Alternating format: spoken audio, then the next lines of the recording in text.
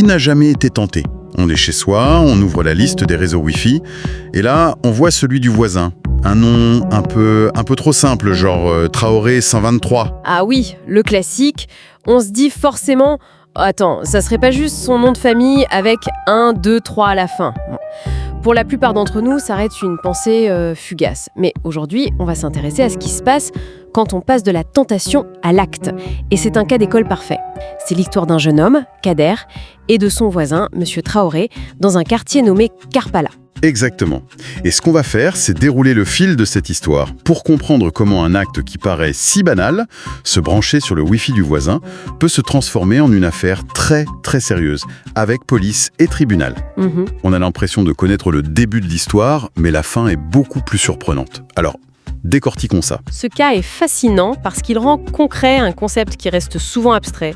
Le vol de Wi-Fi, on en entend parler, mais là, on a des visages, des actions, des vraies conséquences. Mais je pense que le mieux, c'est de suivre les événements dans l'ordre. Oui, de manière chronologique. Voilà, on commence par le geste initial, puis on verra comment il a été découvert, ce qui a déclenché l'enquête, et enfin, le verdict. Ça permet de voir la logique presque implacable qui s'est mise en place. Parfait. Alors, allons-y.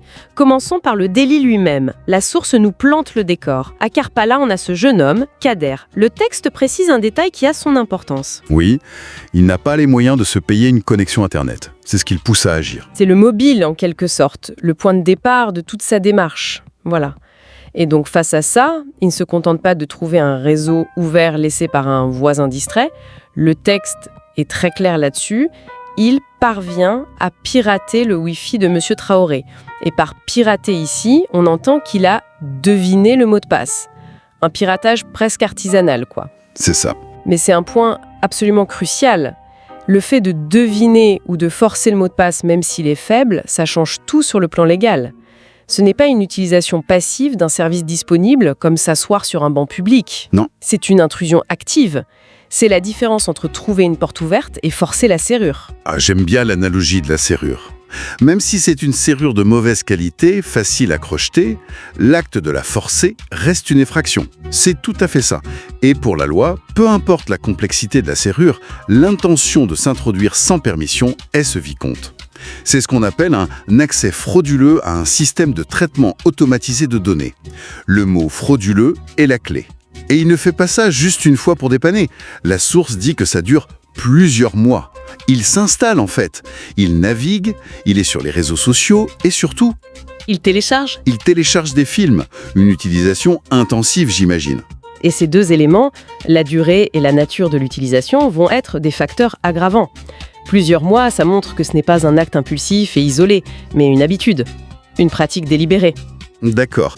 Et le téléchargement de films, c'est une activité qui consomme une quantité énorme de bandes passantes. C'est précisément ce détail qui va causer sa perte et nous amener à la deuxième phase, la découverte. C'est le symptôme que tout le monde peut reconnaître. Comment M. Traoré se rend compte qu'il y a un problème? Sa connexion Internet devient soudainement très très lente. Le drapeau rouge. Voilà. Le moment où on se dit « Mais pourquoi Netflix met 3 heures à charger ?» Le genre de frustration très moderne qui pousse à investiguer. Exactement. Alors il cherche un peu et il remarque un autre détail, plus technique.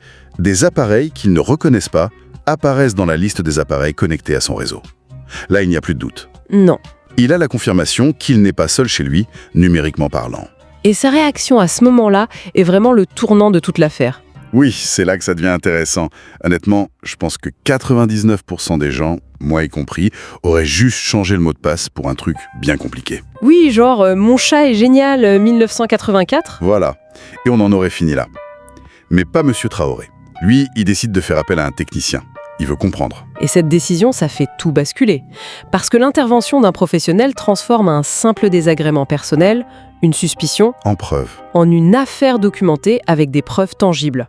Le technicien ne va pas juste dire « Ah oui, il y a quelqu'un ». Il va apporter une expertise, une méthode. Il peut identifier formellement l'utilisation frauduleuse. Et surtout, il va chercher l'élément de preuve décisif. D'accord. Donc le technicien sait qu'il y a un intrus. Mais comment on passe de un appareil inconnu à « c'est mon voisin Kader » ? Ça me semble être un fossé énorme à franchir. D'immatriculation numérique, une adresse MAC et une adresse IP locale. Ok. Le technicien a les outils pour isoler le trafic de cet appareil inconnu et dans un réseau domestique, il peut même localiser la source du signal Wi-Fi. La source nous dit que les vérifications mènent sans ambiguïté au domicile de Kader. Le signal vient de chez lui. Le fameux mouchard numérique, l'adresse IP. Précisément. À cet instant, l'anonymat relatif de Kader vole en éclats. L'acte numérique, qui lui semblait peut-être abstrait, est soudainement rattaché à une personne physique et à une porte d'appartement.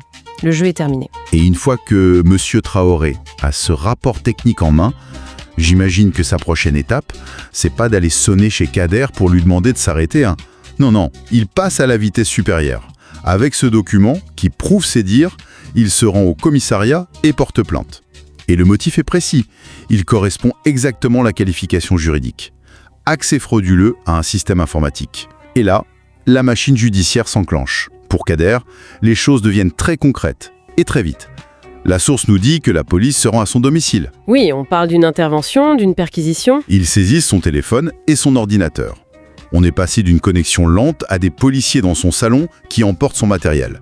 L'escalade est vertigineuse. Ça doit être un choc. C'est le moment où le monde virtuel percute le monde réel de la manière la plus brutale qui soit. Et face aux enquêteurs, avec les preuves techniques sous les yeux, la source nous dit que Kader, il reconnaît les faits. Il l'avoue. Cet aveu vient de tout cimenter, j'imagine. Sans ça, est-ce que le dossier était aussi solide? Le dossier était déjà très solide. En droit, on parle de faisceau d'indices graves et concordants. On a la proximité géographique, ce sont des voisins. On a le rapport technique du pro, qui est une quasi-expertise. On a un mobile clair. Il n'avait pas de connexion? Voilà. Et on a le matériel saisi chez lui. C'est déjà énorme. L'aveu, c'est le clou qui vient sceller le tout. Il rend la tâche du procureur et du tribunal beaucoup plus simple. Il n'y a plus de doute raisonnable possible. L'enquête est donc bouclée. Et on arrive logiquement à la dernière étape, le passage devant le tribunal. Et c'est là, je trouve, que ça devient encore plus instructif. On pourrait penser qu'il n'y a qu'un seul délit, le piratage. Mais le tribunal, lui, a en fait séparé l'acte en deux fautes distinctes. Oui, et c'est un point fondamental. La justice ne poursuit pas un seul aspect, mais bien les deux facettes du problème. D'une part, il y a l'acte d'intrusion, l'effraction numérique. C'est le chef d'accusation d'accès frauduleux à un réseau informatique. Ça, c'est pour l'acte de forcer la serrure, si on reprend notre analogie. Exactement. Et d'autre part, il y a la conséquence de cette intrusion. La consommation du service Internet. C'est un bien immatériel, mais c'est un bien quand même, pour lequel M. Traoré paye un abonnement. Donc le fait de l'utiliser sans payer, c'est qualifié de vol. Donc Kader est jugé pour avoir forcé la porte et pour avoir volé ce qui se trouvait à l'intérieur, en l'occurrence de la connexion. La sentence tombe et il est reconnu coupable des deux. Le verdict est triple, une peine de prison avec sursis, une amende et il doit dédommager son voisin. C'est une condamnation assez lourde quand même. Oui, et chaque élément a une fonction précise. Premièrement, la prison avec sursis. C'est l'avertissement le plus solennel du système judiciaire. Le tribunal dit « Ce que vous avez fait est assez grave pour mériter de la prison ferme ». L'amende, ce n'est pas pour la victime, elle va au trésor public. C'est la sanction de la société, pour avoir enfreint l'ordre public. D'accord, ce n'est pas juste une affaire privée. Non, c'est une violation des lois qui nous régissent tous. Et enfin, le dédommagement qui, lui, est pour M. Traoré. Voilà. Le dédommagement, ou les dommages et intérêts, c'est la réparation du préjudice direct subi par la victime. Ça vise à compenser M. Traoré pour le coût de l'abonnement, pour les désagréments comme la lenteur de sa connexion et sûrement pour les frais du technicien. Donc on a la menace pour l'avenir, la punition de la société et la réparation pour la victime. Complet. C'est fou quand on y pense. Si on remonte le fil, tout part d'un mot de passe trop simple.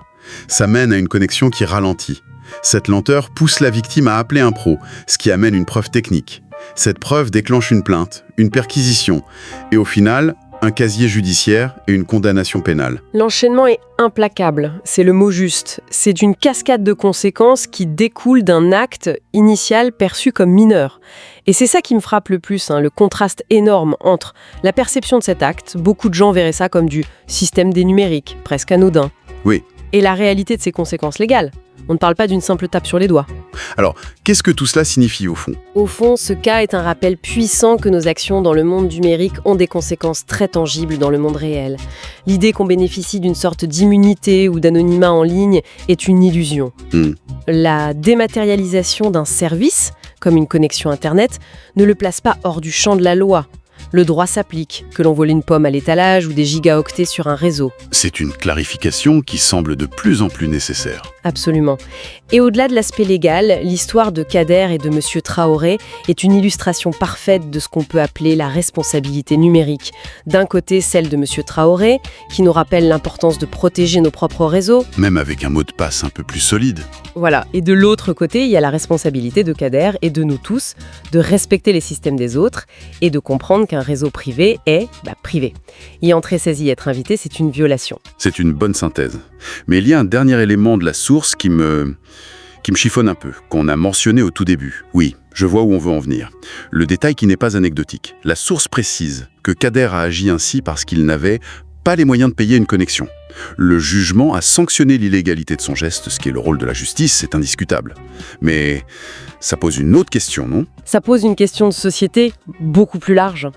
À une époque où l'accès à la formation, à l'éducation, à l'emploi, même à la vie sociale, passe quasi exclusivement par Internet, que nous dit cette histoire ? C'est toute la question de la fracture numérique. Exactement. Cette inégalité d'accès qui peut pousser certains, les plus précaires, à commettre de tels actes simplement pour ne pas être exclus du monde. Sans jamais justifier le délit, cette histoire nous interroge sur la tension qui existe entre la nécessité d'être connecté pour vivre normalement et les barrières économiques qui peuvent se dresser sur ce chemin. C'est une question que le tribunal n'a pas à trancher, mais que cette affaire nous force à nous poser.